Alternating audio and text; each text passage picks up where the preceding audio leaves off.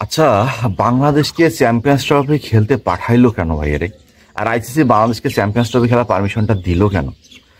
এত লজ্জা, এত মানে নিকষ একটা দল, লজ্জাহীন একটা দল, বা এমন লজ্জাহীন একটা দলের সাপোর্টার আমরা, যে নিজেকে এখন বাংলাদেশি সাপোর্টার হিসেবে পরিচয় দিতে মনে হয় খুব কষ্ট লাগে। কালকে যখন খেলা শেষে স্টেডিয়াম থেকে বের হয়ে এক একজন দর্শক বলতেছিল যে আমি বাংলাদেশ থেকে আসছি দুবাইতে খেলা দেখতে, এক একজন দর্শক বলতেছিল আমি আমেরিকা থেকে এসেছি বাংলাদেশে খেলা দেখতে, এসে দেখি 5টা উইকেট 35 রানের মধ্যে নাই, তখন নিজের লজ্জায় নিজে কি স্টেডিয়াম থেকে বের হয়ে যাব নাকি স্টেডিয়ামে থাকবো, এই দ্বিধাদ্বন্দ্বে পড়ে গেছি। তো এমন যদি কন্ডিশন একটা টিমের দাঁড়ায়, সে চ্যাম্পিয়ন্স টিমদের সাথে খেলতেছে, অথচ 10 ওভারে 35 রানে 5টা উইকেট নাই, সে টিমটা থাকে কিরে ভাইয়া? শীতকালে ঋতুর মধ্যে পাতা ঝরে যায়, সেই পাতার মধ্যে ডালগুলো তো অন্তত গাছের থাকে, বাংলাদেশের তো সেটাই নাই। এখানে যদি তাওহিদ হৃদয় সেই মানে একটা ক্যাচ মিস হয়েছে, এবং জাকির আলীর যদি ওই হ্যাট্রিক বলে ক্যাচটা রোহিত শর্মা মিস না করতো, আমি ফুলফিল ভাবে বিশ্বাস করে নিয়েছিলাম বাংলাদেশ আজকে 50-এ অল আউট হয়ে যাবে, অথবা টানি টনি 100 করতে পারবে কিনা, এই লজ্জাটা নিয়ে চ্যাম্পিয়ন্স ট্রফি শুরু হবে কিনা বাংলাদেশের, আমি সেটা নিয়ে খুবই ভয় পাইছিলাম।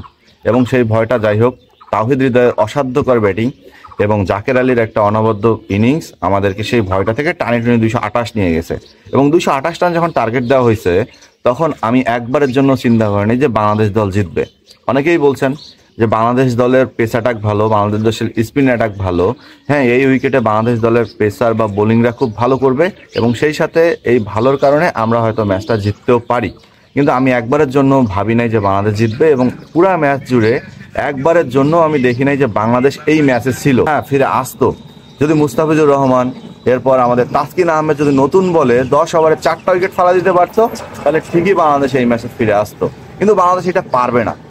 ইন্ডিয়ার মতো বড় টিমের সাথে খেলতে নামছি, সেখানে আমাদের প্লেয়াররা আগের রাতে বিরিয়ানি, তারপর গ্রিল তান্দুরি খেয়ে দিয়ে ফিটনেসের এমন একটা হাল করে রাখছে, যেটাতে মিসফিল্ডিং তার প্রমাণ দিছে। তবে কপালটা ভালো যে তাওহিদ হৃদয় আর জাকের আলী ওখানে সম্মানটা বাঁচাইছে, নাহলে আজকে হয়তো আমাকেই বলার লাগতো যে এই লজ্জাটা কোথায় রাখি, এত কম রান অল আউট হইলাম কিভাবে।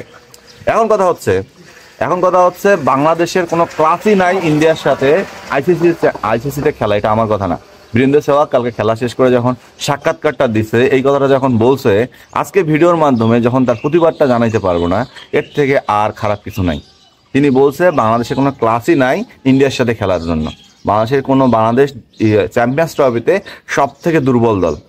এবং এই বাণীটা ক্রিকেট বিশ্লেষকরা বা ক্রিকেটের বড় বড় ক্রিকেট বোদ্ধারা যখন আগে থেকেই দিয়ে আসতেছিল, তখন আমি কঠিনভাবে বিরোধিতা করছিলাম যে ওডিআই ক্রিকেটে আমরাও সেরা, আমরাও একটা ভালো পজিশনে আছি। কিন্তু কালকে যখন বাংলাদেশের এমন হতস্থির একটা ব্যাটিং পারফরমেন্স দেখলাম, দেখার পর নিজেকে এই কথাগুলো থেকে নিজেকে সরিয়ে নিয়ে আসতে বাধ্য হলাম। কোনোভাবেই এই কথাগুলোর সাথে বাংলাদেশ যায় না, বাংলাদেশ যায় ওদের সাথে যারা ক্রিকেট বোদ্ধারা আছে, যে বলছে যে বাংলাদেশ সব থেকে চ্যাম্পিয়ন্স ট্রফিতে দুর্বল দল। সেখানটায় আর কি বলার থাকতে পারে? বাংলাদেশ দলের ক্যাপ্টেন নাজমুল হোসেন শান্ত, যিনি ডাক মারতে মারতে পাতিহাস তৈরি হয়ে গেছে।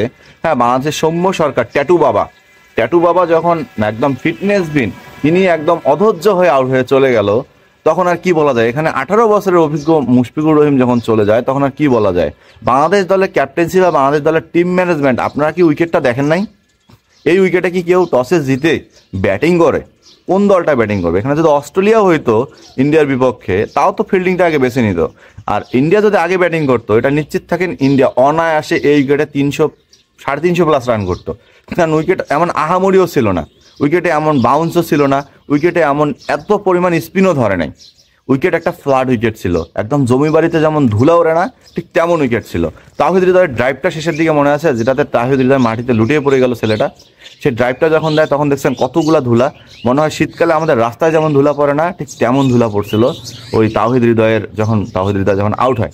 সব মিলায় বাংলাদেশ দলের টসে জিতে ব্যাটিং নেওয়ার সিদ্ধান্তটা যে কোন বুদ্ধিজীবী ছিল, সেটা বাংলাদেশ ক্রিকেট টিম ম্যানেজমেন্টই খুব ভালো জানে।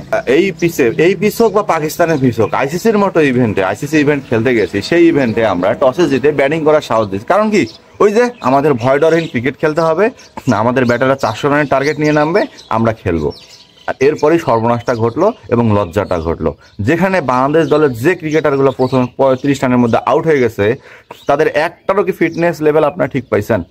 তারা কি একটাও ভালো কোনো বলে আউট হয়েছে? তারা কি একটাও কোনো ইয়কারে আউট হয়েছে? কেউই কোনো ভালো বলা ওঠেনি, সবাই তাদের উইকেটটা হাতে দিয়ে আসছে। মিরাজ বলেন, শান্ত বলেন, মুশফিক বলেন, হ্যাঁ, এরপর আর রিশাদ বলেন, যারই কথা বলবো, তানজিদ হাসান তামিম বলেন, সবাই নিজের আউটটা উপহার দিয়ে আসছে ইন্ডিয়ান বোলারদের। ইন্ডিয়ান কি কোনো হাই ক্লাস লেভেলের কোনো বোলার নিয়ে খেলতেছে? বুমরা নাই, আশিদীপ সিমকাও নামায় নেই, আকসার প্যাটেল, কুলদীপ, এদের বলেই বাংলাদেশ নাস্তানা বুঝে গেছে। মোহাম্মদ শামি, যিনি কিনা 2 বছর পর ন্যাশনাল টিমে ফিরছে। তো বাংলাদেশ দল আসলে ইন্ডিয়ার সাথে খেলার মতো কোনো ক্লাস রাখে না। বীরেন্দ্র সেহবাগের কথাটার সাথে আমি আসলে একমত না হয়ে পারলাম না। বকা দিতে পারেন, গালিও দিতে পারেন, কিন্তু সাবস্ক্রাইব করতে ভুলেন না।